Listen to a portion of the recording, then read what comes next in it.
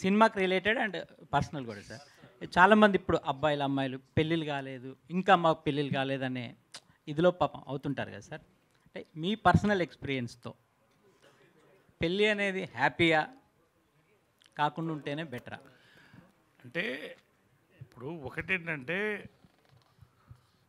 ఇప్పుడు తరం అసలు పెళ్ళి వద్దని, అంత ముందు తరాలు మళ్ళీ ఒకసారి ట్రై చేద్దామని.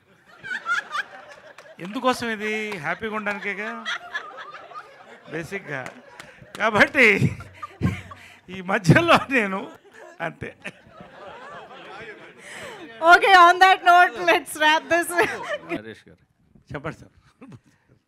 No two love stories are the same. అవును సార్. మీ ఎక్స్పీరియన్స్తో కరెక్ట్ స్టేట్మెంట్ అంటారా? ఆ? మీ ఎక్స్పీరియన్స్తో కరెక్ట్ స్టేట్మెంట్ అంటారా?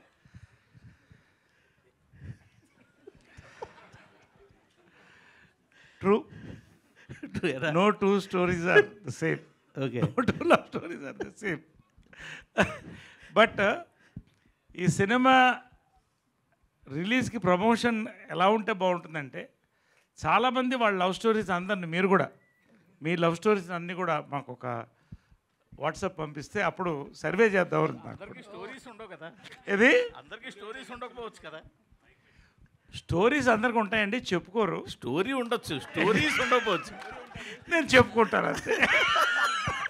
ఎనీవే, సో నిజంగా అండి, no two love stories are the same. But ఇలాంటి లవ్ స్టోరీ మాత్రం నాకు తెలిసి, మరి ఇంగ్లీష్లో నాకు తెలియదు కానీ భారతదేశంలో వరకు ఇంతవరకు వెంకీ యొక్క వైల్డ్ ఒక ఆలోచనలో, ఇమాజినేషన్లో పుట్టినటువంటి ఒక బ్యూటిఫుల్ లవ్ స్టోరీ. ఇది మాత్రం టోటలీ డిఫరెంట్. రోహిత్ గారు హాయ్. ఈ మధ్య మిమ్మల్ని ఫిల్మ్స్లో అంటే సుందరానికి, ఇప్పుడు వీరాంజనేయ విహారయాత్ర, సామాజవర్గంన, your like quirky dad. And అది ఎందుకు audience, I feel like audience is remembering those roles so well, ఎందుకంటే మీ రియల్ లైఫ్ పర్సనాలిటీతో ఎంతో కొంత మ్యాచ్ అవుతుంది.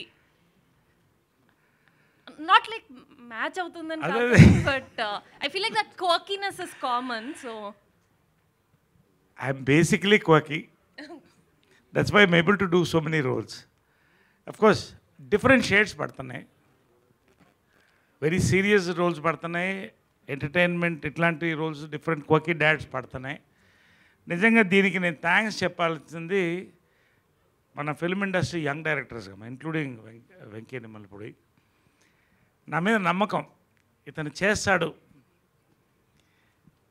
ఆ టైటిల్ నవరసరాయ అంటే భయం వేస్తుంది నాకు, ఎందుకంటే మొన్న ఒక డైరెక్టర్ని అడిగాను, మొత్తం చెప్పిన తర్వాత రెండోసారి కలిసి ఈ పాత్ర నేను మొయ్యగలుగుతానని మీరు అనుకుంటున్నారా అని. అంటే ప్రతి సినిమా నాకు ఫస్ట్ సినిమా కౌంట్. సో ఈ సినిమా కూడా ఫస్ట్ సినిమా లాగానే చూశాను ఫస్ట్ రోజు. తర్వాత as time went we enjoyed. ఖచ్చితంగా ఎనీవే నాకు ఒక పర్టికులర్ జానర్ ఇష్టం లేదు, అన్ని జానర్స్ని యాక్సెప్ట్ చేస్తాను, నన్ను యాక్సెప్ట్ చేస్తున్నారు. నేను ఆడియన్స్ థ్యాంక్స్ చెప్తాను. All my thing I'm happy to be the darling of young directors. but it's so nice to see you on father roles, sir. Like, thank you. Rohit గారు, sun role ఇచ్చినా చేస్తాను, రావాలి అంతే.